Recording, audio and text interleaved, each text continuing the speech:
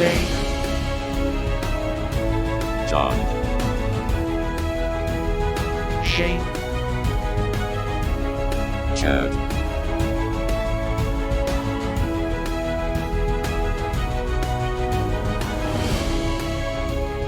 these sci-fi guys. Welcome to the Sci-Fi Guys. I am here with John and Chad today. Hello there. Shane may be joining us later. We don't know. He's busy. He's doing But fun that is stuff. the advantage of having four of us. So if one of us can't make it, we can still have a pod. Yeah, it gets a little awkward with just two of us. Yeah, that would be. It would just be. Well, I don't know. I mean, those Sci-Fi Guys seem to do it pretty well with just the two of them. But they've Yeah, known we've each other been like doing it. since they were kids. Well, they've been doing it for about a year longer than us. And I Yeah, still but I'm think saying, it's but funny the whole that time they've had two people. See, the whole time we've had at least three. this is true. And when we do two, we've done it like, getting to know. We've done the three people, just two people. And yeah, it's okay. I mean, it's just, but both of them are they've got such vast knowledge and we're just so all over the place. Yeah, we are. Yeah. The movie we're going to be discussing today is one that none of us have ever seen before, which was a rarity.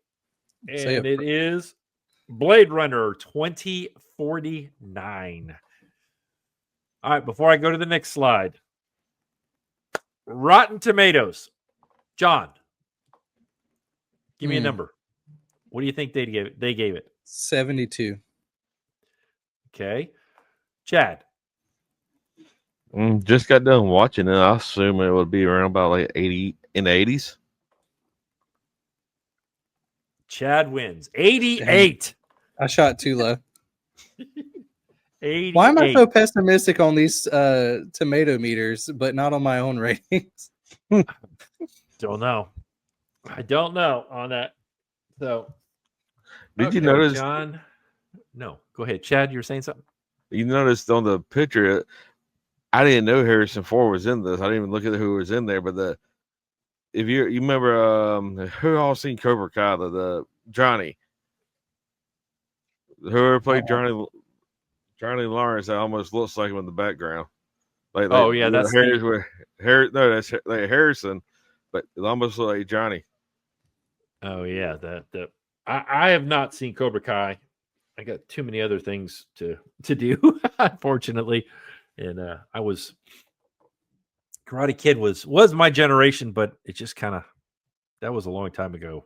I mean, makes sense that they did what they did. Hey, let's go ahead and bring something old and nostalgic back and see if it works. And Cobra Kai apparently does. So, John, you have the questions for us. And I sure do. I Man, have this them. was a tough one to come up with questions for. I think I said that for one other we did. Because it was like I had one I could do fun questions for, and I think I just rolled with that. But this one, I'm like, you could go real super deep, and we could be here for hours, or you can just try. I don't know. I tried. That's all I'm going to say. That's my preface to this. Is I tried. So my first question is, what do you think of the twist in the story overall? Did it help drive the movie along? Were there too many? What do you guys think? Well, looks like Chad stepped out for a second. Personally, I think there was too many. Well, no, I don't know. I mean, I like the point where you kept thinking it was him, and then they threw that twist at the end about, oh no, it's that he had a daughter. I like that part, but there was too much going on in the story, I thought. I mean, one, and I'll be blatantly honest, and you guys will see it in my rating too. I don't like movies that are over 2 hours. I'm sorry. I'll just be right. I'll be forewarned. When we do Dune at the beginning of the year, I'm probably going to rate it low. It's shot. Just straight out. It's gone. Give me anything over 2 hours, especially when it's as slow as this movie was. No, don't do that to me.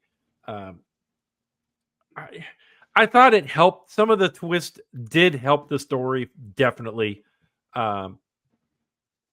Especially when because I had no idea who was his daughter or his son.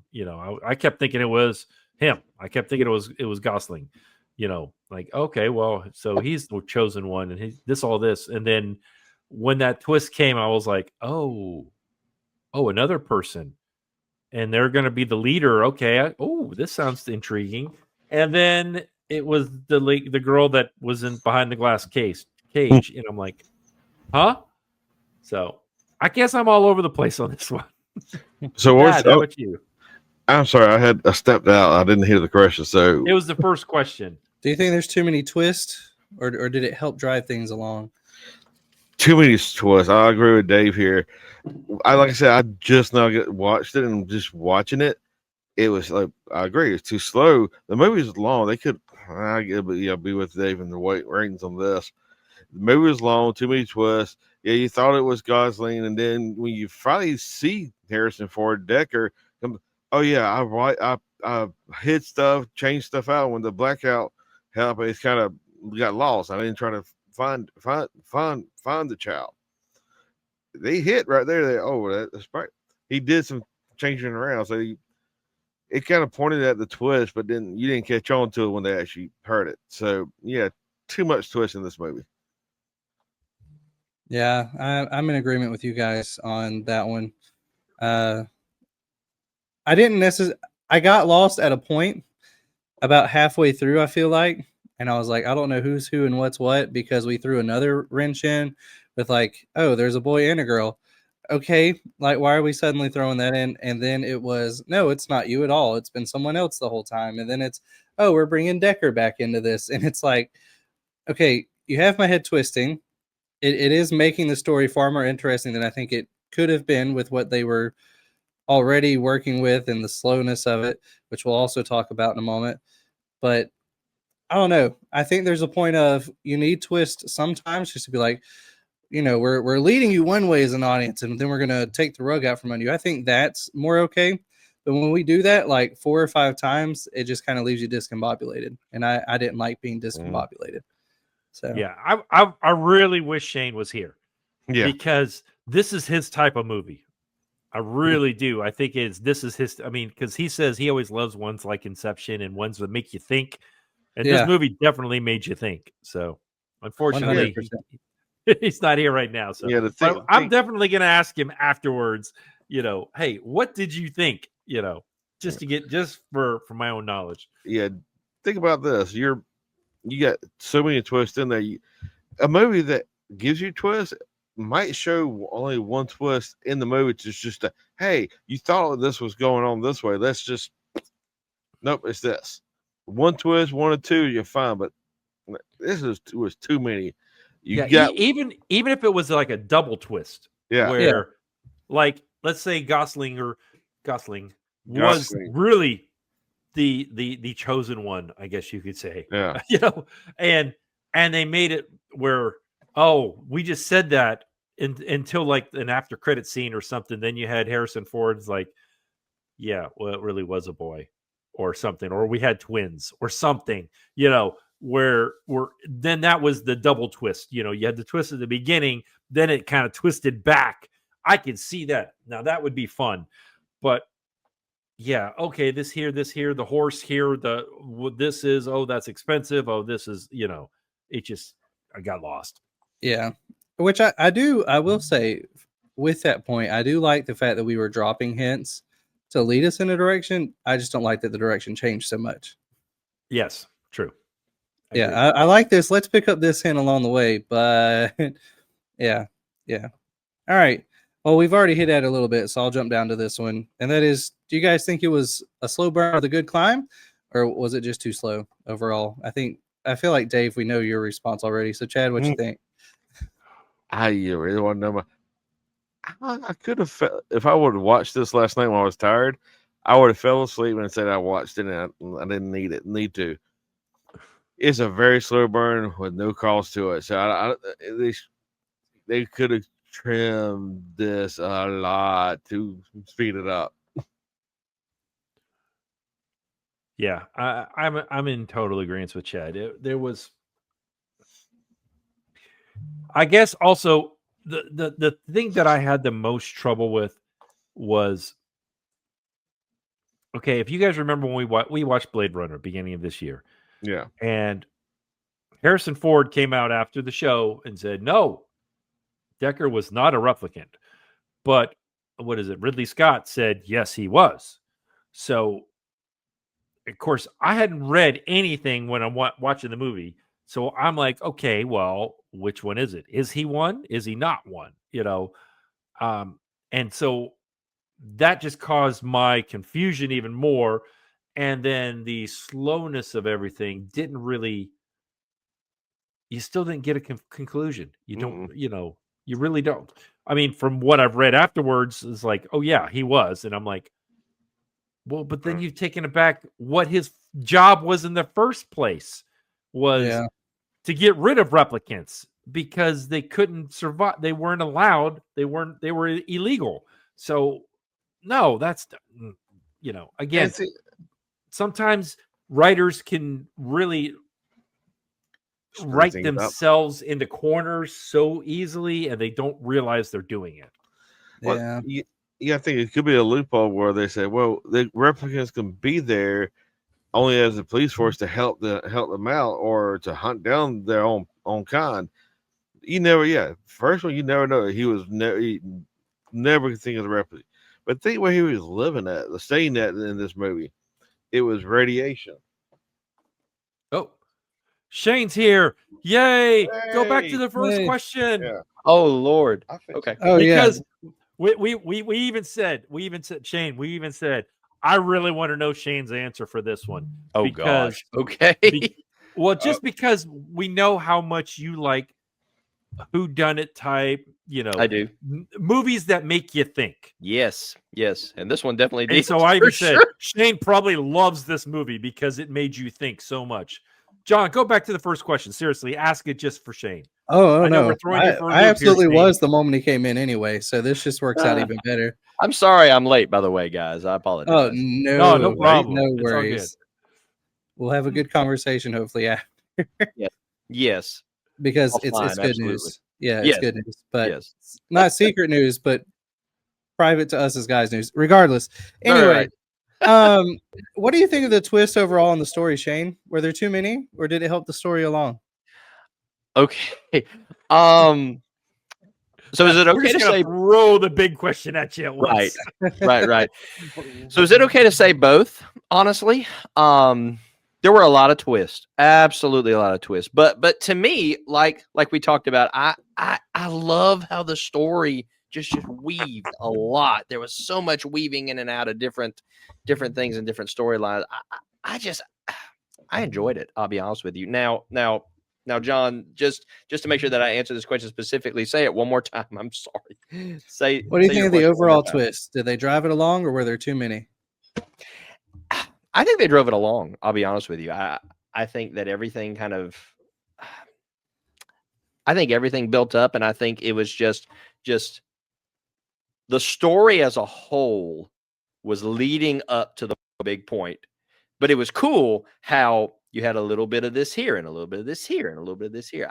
I just think it did a really good job of it. I really think it did. And it's one of those, like y'all talked about, it's very much a thinker's movie. And you really got to pay attention, which is probably not good that I was watching while also working on something else at the same time.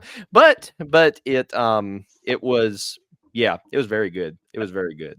But you've got to pay attention. Like, I actually wish I had time to go back and watch it again, like for a second time before this happened. You know what I mean? But yeah. 3 hours long. You definitely don't have that option. No, you don't. But yeah, I thought it was very well done. I thought it was very well done, and I thought it really did hold your concentration, but at the same point, you had to focus in. You really had to focus in throughout the whole thing. Yeah, fair. So, Dave, for our little experiment here, as expected. Yeah, we're right. Anywho, so over to question 2 now, Shane. Do you think it was too slow, or was it slow with a good climb? I think parts of it were too slow. I think parts of it were, but I think overall, surprisingly, the movie did not feel quite as long as it actually was overall. But I feel like in some parts it did drag. I felt like it did. There were parts that I felt like, especially like, for example, I'll give you an example. At the very beginning, when he was getting to the farmer's house, felt like it took too long. It did kind of set some things up and everything, but it felt like a snail's pace. Now, once it got there, it was good stuff. It was good stuff And they the whole killed way. Drax off in the first. I know they killed him off in the first. It was like, really? But I did feel like there were parts that really could have sped up a little more. But overall, I thought it was a good pace. Let me throw a question in here. Did you Chad guys disagrees. notice the title crawl? Yes. Mm-hmm. When was that? I don't even remember it. I don't remember it either. I mean, like usually, like last week we watched Battleship, right? Mhm. Battleship, the actual Battleship didn't come on the screen until like 10 minutes in the movie. Mm-hmm. Did it ever come in the movie Blade Runner? I mean, I don't remember seeing it. I remember just seeing the little, okay, Blade Runner, this guy's a Blade Runner, blah, blah, blah. These are replicants. That was it. I don't remember. Yeah, I think that ever was seeing Yeah. That was it. a like we have here. Where'd it go? Oh, I deleted it, didn't I? Hold on, I can pull it back up real quick. All right, where it has this Blade Runner 2049. Mm-hmm. I don't remember ever seeing that on there at all. No, I don't remember seeing it. I remember it had it in the first movie, but not this one. Mm-hmm. Yeah. Yeah, I don't know that it did. I'll be honest. Yeah, Shane, I do disagree. It could have been cut a lot. Yeah, there was several parts that just didn't They don't make need to be in a there. lot of sense to me. So- That were just like, yeah, there was, and I'm sorry, all the nudity didn't need to be there. Yeah, that did not need to be in there. No, it was displaced in this one. I was gonna say, as your little fiend on this podcast who watches almost all the movies exclusively at 2 times speed now because he's just gotten used to it. Even at 2 times speed, I'm gonna be honest, there were times where I'm like, man, can we move on, please? Yeah. So yeah, for me it definitely was. I broke it up into harsh 2 way. days. I watched it on one day, and then I was like, okay, and then I was like, oh, I got to go to work. Okay, because like I did it at lunchtime. I did 1 hour, and then the next day I did another hour and a half or something. Yeah, it was my after Sunday nap movie, and it should have been my before Sunday nap movie. But, No, 'cause Anywho. then it would have been the nap while the movie was going. Movie. Yeah, and then I had to rewatch it anyway. Yeah. It's true. All right, well, this movie does cause us to think a lot, and something it actually brought to my attention that I really hadn't thought of before. This idea that DNA has 4 parts. You have the A, C, T, and G, Mm-hmm. and then computers are binary. Now, I have a specific thought pattern I'll let you guys know about behind the scenes that I was thinking of. What do you guys think about the fact that humans have 4 parts, computers are binary, and humans created that system? Did it bring any other thoughts to y'all, or is it just my crazy mind-blowing self for myself? Sorry, Dave. I'm afraid I can't do that. AI a lot. Yeah. Just messing with it. Heck, on my other channel, I made some music, and it was Yes, pretty, you did. It is decent.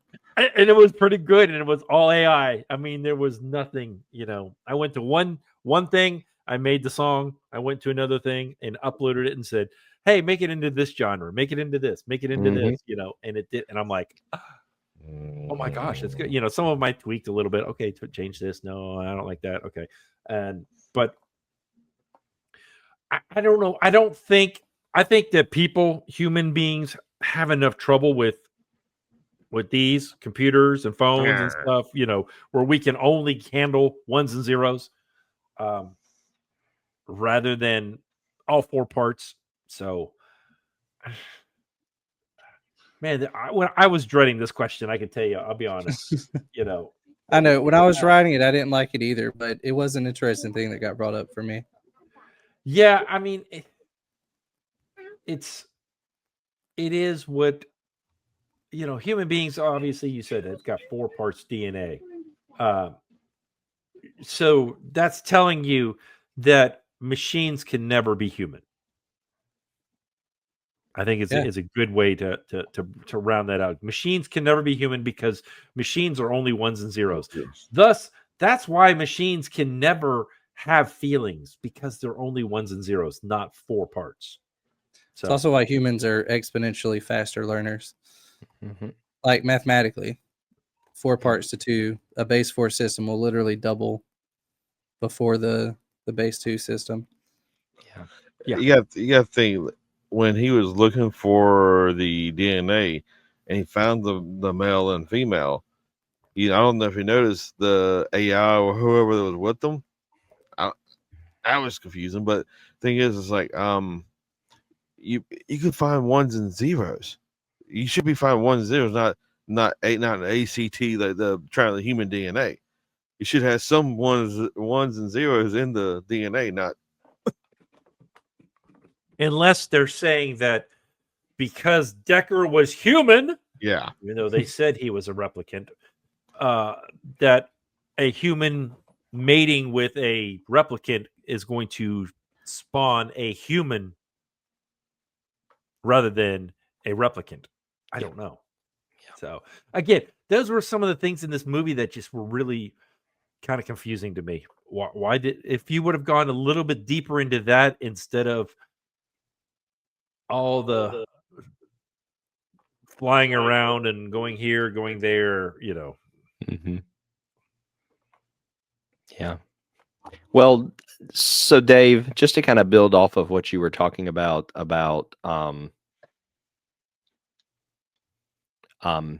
anything technology made or anything like that, AI, whatever you may call it, is limited in how it can be created versus how it's created. I think it also, if you flip that, I think it also demonstrates the creative ability of humans. We can only create things to a certain extent. We are never going to be able to manifest kind of that God complex that we have sometimes. We're never going to be able to create what our creator made. We're never going to be able to duplicate that, because it is, like you talked about, John, with the DNA being made of 4 parts. And when you think about computers are ones and zeros, there's only so much that we're able to create. And I think this is proof of that, is that we can only take it so far, no matter how advanced our technology gets or anything like that. It's never going to be as deep or as detailed as humans are. It's never going to be that. Yeah. And I think that's the part I found most interesting, is like, because obviously we all believe in the creator as God, and it's just like, well, we're also created to create. But in the fallen state of the world, I just found it ironic that we're still only capable of creating like half as much. Even in trying to do that, we're missing the mark like halfway overall. Even in trying to create intelligence and create something that can think like us, we've created something in ones and zeros. He created with 4 parts and numerous chains. So it's an interesting thought to me. I was going to say, shouldn't the word be God creates, we invent? There you go. I like that. Rather than create, because we're inventing things. We're not creating. We're not taking something from nothing and making it into something. So, agreed. But we are taking what I know it's semantics. It's semantics. Here, but gosh, you a grammar teacher? It's the reason I don't teach grammar. Bus driver. No, I just important. There are things that we as human beings say, oh wow, we created this, we did that. Well, when we really didn't. We took something that was already made and added it to something else that was already made, and then it became something else. Yeah, Yeah. there's literally nothing new under the sun as it was. So it's all already here. It's just a matter of how well we get it combining it. All right. So that being said, human intelligence, that idea. Moving back to the AI question, but I think this is a new one that we haven't asked before because God, we've run AI under the dirt. But And we'll continue to. And we well, yeah, probably it's will. sci-fi. I mean, it's living sci-fi. It's relevant to now. It's That's in right. almost every sci-fi film. Whatever. We're gonna have to talk about it. That's But do right. you guys think we'll ever get to a point where artificial intelligence will ever be able to create a physical copy of itself, or even just a quasi copy? And I know quasi copy gets confusing in terminology, but like something that looks like a copy but may not function exactly the same. Do you think artificial intelligence can ever make it to that point? So, as somebody who is very, very fascinated with this and listens to a lot of podcasts that talk about AI and different things like that, when you're thinking about super intelligence, there's a lot to be said about what it can create, what it's going to be, how dangerous it's going to be, how helpful it's going to be, depending on which way you think about it. And I've got different opinions on different things, and I don't know if any of them are right. We're going to have to find out in the future. But I don't know if it's ever going to get quite as far as we think it is. I think that you have a very wide range. You have what we think about in sci-fi, where it is creating Terminators and they're going back in time to kill people and things like that. You have that range. Then you have kind of the range of like where ChatGPT is right now. Okay. And I think it's going to fall somewhere kind of in that range. I don't know. There's a lot being said about their about being out there about once we get to super intelligence, about it being able to duplicate itself and copy itself and not being able to be shut off and things like that. And I just think we're going to have to see. I think time will tell. Yeah. Chad? Yeah, Dave? I don't think we're going to get to Terminator level, Although I see a lot of memes, like I saw one today of it had who was the director or writer of Terminator. Anyway, it had a picture of him, and then it had a picture of the T-800 behind him, and it was like, I kept telling y'all in the 80s about Skynet. Yep. And look at you guys, you're using AI for everything, Yep. And the picture was an AI picture too. So, because it wasn't perfect. But AI, I don't know. Chad would probably be able to explain this better than we can because he's in the realm in IT. I don't think AI can do things without us telling it to do them. I mean, I'm sure you can make things a routine or this is going to happen every day at this time or whatever. But unless we do the initial, here you go, this needs to happen, it would never do that on its own, if that makes sense. Yeah, it's a routine basis, whatever you programmed it to do. It's not, hey, ChatGPT, you type in, hey, help me with this, and it gives you suggestions. It's not, all that is ChatGPT is doing is going out and searching the web. Hey, here's this, and formulates something to put out there. Now, thing is, that's just a hair of the dog right there. You sit there going to program it. Somebody's going to say, hey, why don't we just go ahead and go to the next level where it's thinking for itself? Mm-hmm. Yeah. So, but the thing I just don't know if we're going to get to that point. I mean, honestly, in realism, of course, I never thought I'd be able to write a song on using an AI, and it sing it, and it sounds pretty darn good, So, part of me is like, okay, we're not going to get much farther than we are now.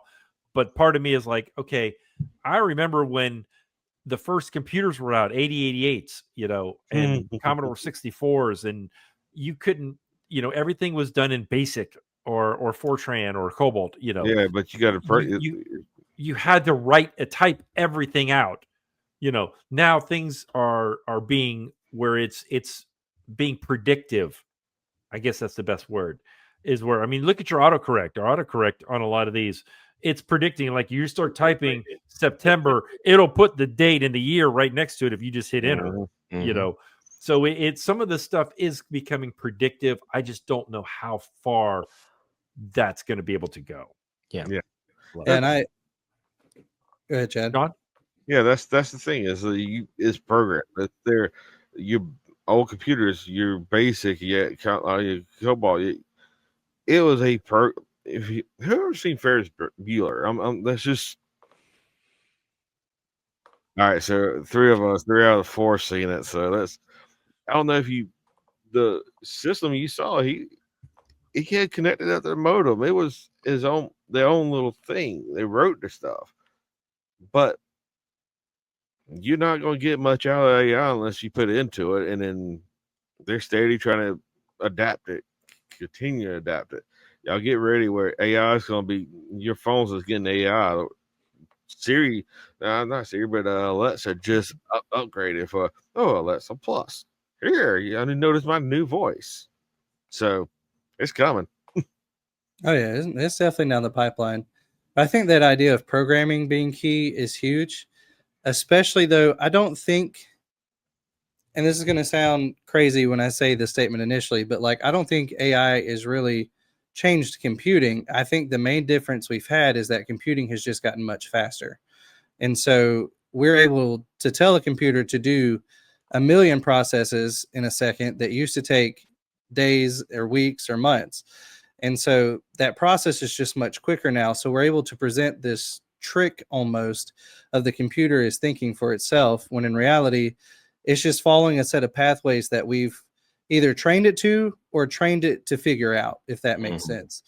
And so there's the idea of like, it looks like intelligence and we feel it that way, we perceive it that way because of our own human state and trying to impart ourselves onto something else, if that makes sense. Like, and what I mean is, like, even if I look at an electrical outlet, I see a face just because humans are hardwired that way. So, like, you know, if I'm programming this AI to give me a response, when it gives me a response, it's going to make me feel a certain way just because I'm human and I'm making it have a human response.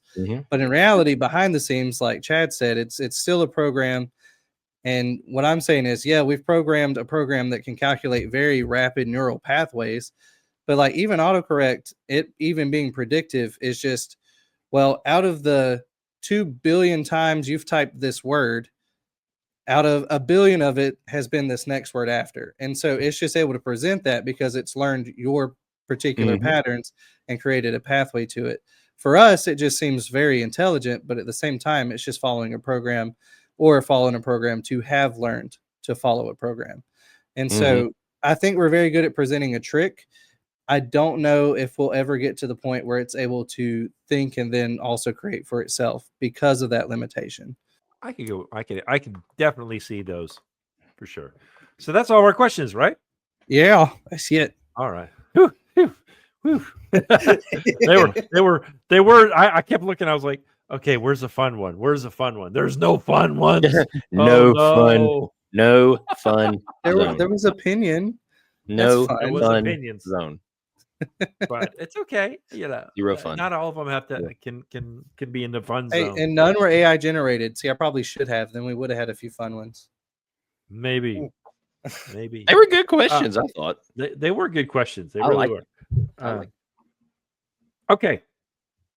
Before we do anything else, let's go ahead and rate this. Okay, we're going to rate this movie on a scale of 0 to 5 lightsabers. John gets to start because he picked the movie out. So I'm going to John, solid go 3. ahead. So for me, yeah, I had a feeling. I'm already looking at the rating scale, and I knew what Shane was going to rate it. So I figured you did. Yep, Figured you did. I'm still up in the air on mine. And see, I'm very close to his, but just comparing to the last one, and I think that's the biggest mark I have, is comparing to the first Blade Runner. I think it's a little too slow, a few too many twists. I mean, graphically, I love it. I love the cyberpunk look that we're able to achieve at the time it was made as opposed to the first one. So that's where a lot of my 3 comes from. but I don't think it's as good as the first one. And then looking at a lot of our other movies, I think it has to settle at a 3 for me. Okay, Chad. I was hoping to kind of go last on this one. But I go last. So here, oh, that's fine. I'll probably be right there with you, Dave, when I'm about to Probably. say it. Okay, Thing then is- here, give yourself a second. Shane, go ahead. Okay. So as they have mentioned, I am the one that actually likes movies like this, where it's a slow burn and a slow build. I'm in the thinking movies. So as you can probably guess, mine is going to be one of the higher ones, but we're all used to that anyway. So I'm just going to go with it. I will say that, as John said, graphically, great job. Matter of fact, did anybody notice when you look up this movie, the director and the film composer, okay, Hans Zimmer, and I can't say the director's name, but anyway, both of them worked together on the movie Dune and the Dune series. And this is very, very similar in how it's shot, in the music, everything. It very, very much sounded like Dune. That's why I checked out who the composer was, and it was Hans Zimmer. So it makes perfect sense. Very much that outer worldly kind of tone, and it did a really good job with it. Good story. Was not a fan of the nudity. Didn't need it, but you know, it is what it is. But I felt like the storyline was really good. There were some places where it was slow, where I felt like it could have picked up, but overall, as far as storytelling, I thought they did a marvelous job. I cannot rate this as high as the original, but when I think about movies like Arrival, which are kind of along the same lines, I kind of fall into that range with it. So I'm going to give it a 4. Okay. Wait a minute. Before we get too further. Okay, yeah, that's right. You gave the first one 4.5. That's what I was like. Wait a minute, I thought you gave the first one 4. So no, I gave it a 4.5. I checked it before I rated this one. Okay, go ahead, Chad. All right, with the say, the graphics were great when it came out. Like the first one, you can tell, hey, if they would have made the first one in these graphics, it would have been great. But even though with his graphics, it's not going to get no higher. What I'm thinking, the storyline was great, but the slow parts drug the movie down. With that deducts a 0.5 point off of what I was going to go with, so it's a 2.5. All right. Well, then it's mine. I actually, Chad and I are right on the same page. I gave it a 2.5. I'll just throw that out there because I gave the original one a 3, and no, 3.5. Sorry, 3.5 was the original one. I thought the original one, because I'm actually comparing this to the original one and some of the other movies that we rated since then. Again, you guys all said the same things. Story was too long. Didn't need the nudity. Who was the villain? And there was no closure. There was the one girl, Love. That's it, Love. She was, that he ended up killing finally, but she was not the main protagonist. It was the guy with the eyes. All right. Mm-hmm. So what happens with him? That the story left us dangling on that. If you're going to make me watch a 2.5 hour movie, it better have a good ending. All right. And it didn't. It still left me asking so many questions. Okay. Is Harrison Ford going to go ahead and meet his daughter? Because it didn't show him going in there doing that. Things like that. I don't know. Again, we talked about earlier, too many plot twists, too many. It's just drug. I guess that's the best word. It just kind of drug on. I guess that's the easiest way to say. Yeah. It's still a good movie. It was a fair movie.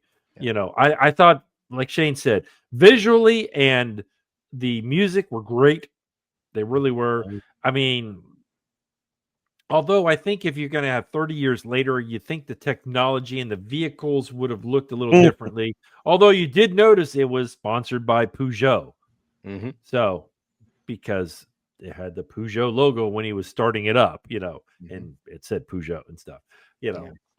So obviously, even in the future, we have commercialism. So, anyway, I almost think Yeah, that with this movie, and this is just another thought, I almost think that with this movie, to give it a true rating, you kind of have to watch it twice because there's so many things that you're trying to grasp in that first time. and This being is it one of so those long, sometimes you're just like, you've almost Yeah. got to see it twice. I feel like probably. Shane, I think you're right, Shane. I think there was a lot of stuff, especially. Honestly, I would like, if I was to do it again, I would want to watch Blade Runner first and then watch this right afterwards. Yeah, immediately. Or sequentially. This one, maybe a day, and then watch the next one to kind of see, okay, what's the flow of the series? right. Right. Is it a good series flow? No. Am I being too harsh because of the length? Am I being too harsh, or is it better than I think it is? See, So thing is, if even you try to watch it, again, watching it twice, that's almost close to 6 hours. I'm sorry. You break this up, it'd be about 3 or 4 days to watch it, then the chance of that Make it a question, series. There we go. There's the answer. It's all about the slow burn, y'all. It's all about the slow burn. it's not about the the slow burn. question with Dave was watching the flow from the first one to this one. You can really, only thing you related to the first one was Blade Runner. What Gosling was doing. Decker didn't show it till maybe half into this movie. You didn't see him. You heard Decker. You kind of, it's okay. You kind of figured he was coming in, but halfway into the movie, you finally see him, and they still didn't clarify was he a replica or was a human. And still, he was living out in the boondocks where it said radiation was the highest. So how can he be surviving just in that one hotel area? And how does he survive without food? Yeah. Oh, I'm sorry, if it was like a Vegas hotel, they ain't gonna have MREs laying around. true. Fair point. But honestly, to me, we're not doing plot holes anymore. But the biggest plot hole is, why would you first, if you were 30 years ago getting rid of replicants because they were a threat to society, you can't trust them, you can't do this, can't do that, and within a 30-year period, now they're law enforcement. Yeah. And then the Love even proved it. She's like, I'll just tell them that you attacked me and they'll believe me because we never lie. And yet she was lying. Yep. I'm like, so yeah, I think that's going to be our show for the day. There's just too much here that we could talk about this for hours trying to fix it and everything. We don't really want to go that route. I don't think, again, it already was a long week. Next week, we're doing something fun. We're going to do a fun movie. So hopefully you guys will join us. And I'm not going to tell you what it is because we don't want to do that anymore. Because what happens if we change it? We'll still make sure it's a fun movie. That's all I got to say. If something happens and we have to change the movie, it'll still be a fun movie. So, all right. Appreciate everybody. Until next time. Crash and burn. These Sci-Fi Guys is an independent broadcast and is not affiliated with this movie or TV series. We would love to hear from you. Please contact us by leaving a comment below or by emailing us thescifiGuys@gmail.com. Like, subscribe, or share this podcast with someone else who enjoys science fiction.